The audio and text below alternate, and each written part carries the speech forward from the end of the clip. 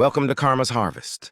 Today we explore a tale of a man who traded his soul for a kingdom of white stone, only to realize that when greed builds the foundation, even the grandest palace can dissolve into the mist. This is the story of the Salt Palace. The ocean has a way of reflecting the heart of a man. For Silas, a weathered fisherman who had spent 40 years casting nets into the gray Atlantic, the reflection was one of bitter resentment. He didn't see the beauty of the sunrise or the rhythmic pulse of the tides. He saw only the poverty of his splintered boat and the scales of fish that barely paid for his bread. One evening, as the sun dipped below the horizon, painting the sky in bruises of purple and gold, Silas felt a weight on his line unlike any he had ever known. It wasn't the heavy drag of a net full of cod, nor the erratic pull of a shark. It was a singular, steady vibration. When he hauled his catch onto the deck, the boat seemed to ignite with light. There, gasping in the moonlight, was a fish of pure, shimmering gold. Its scales were like minted coins, and its eyes were two glowing amber embers. "Release me," the fish spoke, its voice sounding like the chime of a silver bell. "I am a guardian of the deep. Grant me my life, and I shall grant you the deepest desire of your heart." Silas didn't hesitate. He didn't think of his family or the peace of the village. His heart, long hardened by envy of the merchants in the city, screamed for status. "I am tired of the smell of brine and the rot of wood," Silas spat. "I want a palace, the grandest, whitest palace on this coast. I want to look down upon the sea that has kept me poor for so long." "As you wish," the golden fish replied, its voice tinged with a strange sadness. "Your kingdom is built. But remember, Silas, that which is born of a hungry heart often lacks the strength to endure." With a flick of its tail, the fish vanished into the black water. Silas turned his boat toward the shore. Where his humble shack once stood, a magnificent structure now pierced the clouds. It was a fortress of blinding white, with pillars as thick as ancient oaks and towers that shimmered like polished pearls. Silas ran to it, his boots clicking on the smooth, pale floors. Every wall, every staircase, every ornate carving was crafted from a beautiful, crystalline white stone. He dressed in silks. He sat on a throne of ivory white. He looked out from his high balcony, feeling like a god.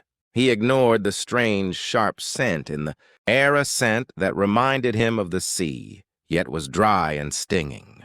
He ignored how the walls felt slightly gritty to the touch. He was a king, and that was all that mattered. For 7 days, Silas feasted. He invited no one, for he felt the villagers were beneath his new station. He sat in his silent white halls, admiring his reflection in the polished floors. On the 8th day, the sky turned the color of slate. The wind, which had been a whisper, began to howl with the fury of 1,000 ghosts. The first drop of rain fell. Silas sat on his throne, watching the rain strike his window pane. But the water didn't bead and roll off. Instead, the window began to blur. A trickle of white liquid started to run down the interior wall. He reached out and touched it, then pressed his finger to his tongue. Salt. A cold dread washed over him. He ran to the grand pillars of his entrance hall. Where the rain lashed against the exterior, the stone was pitting and grooving. The magnificent carvings were softening, losing their edges like melting wax. The palace wasn't made of marble or quartz. It was built of compressed, crystalline salt. The storm intensified. It was a deluge, a cleansing flood from the heavens. Silas watched in horror as his grand staircase began to slump. The ceiling groaned as the structural beams, also made of salt, began to thin and dissolve. "Help me!" he cried out to the sea, but the only response was the roar of the waves. The Salt Palace began to weep. Great white rivers of brine flowed through the hallways, washing away his silk rugs and his vanity. The more it rained, the faster his status vanished. The very ground beneath him became a slurry of white mud. By midnight, the roof gave way. Silas stood in the center of what was once his throne room, now nothing more than a dissolving ruin. The salt stung his eyes and bit into his skin. He realized then the fish's warning, a hungry heart builds with hollow materials. He had asked for the grandest, whitest palace, and the sea had given him its own essence, the salt that seasons the world but cannot support the weight of a man's pride. When the sun rose the next morning, the clouds parted to reveal a barren cliffside. There was no palace. There was no throne. Even his old shack was gone, swept away by the melting foundations of his greed. Silas was left standing on the bare rock, shivering and drenched, with nothing but the clothes on his back and the bitter taste of brine in his mouth. He looked out at the ocean. It was calm now, its surface a perfect mocking blue.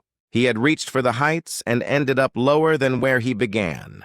The palace had returned to the sea, and Silas was left with the only thing that truly lasts, the harvest of his own choices. In the end, we must ask ourselves, what are we building our lives with? Is it the solid stone of character and kindness, or the sparkling salt of ego and greed? For when the storms come, and they always do, only that which is real will remain. Thank you for joining us at Karma's Harvest. May your foundations be strong and your heart be full.